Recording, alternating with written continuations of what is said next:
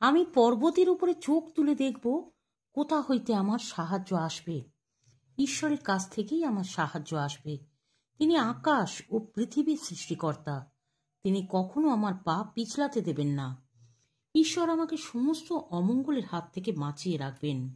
ঈশ্বর বলছেন, তোমরা কি খাবে বলে বেঁচে থাকার বিষয় কিংবা কি পড়বে বলে দেহের বিষয় চিন্তা করো না।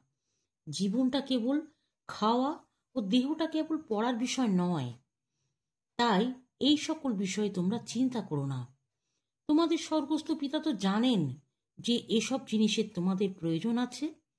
তাই তোমরা প্রথমে ঈশ্বরের রাজ্যের বিষয় ও তাঁর ইচ্ছামতো চলার বিষয়ে ব্যস্ত হও, তাহলে ওই সব জিনিসও তোমরা পাবে। কালকের বিষয় চিন্তা করো না, কালকের চিন্তা কালকের উপরেই ছেড়ে দাও। দিনের কষ্ট দিনের জন্যেই যথেষ্ট।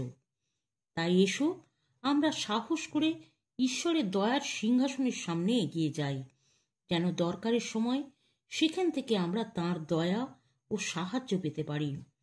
সদাপ্রভু আমাদের সাহায্যকারী ঈশ্বর, আমরা ভয় করব না। মানুষ আমাদের কি করতে পারে?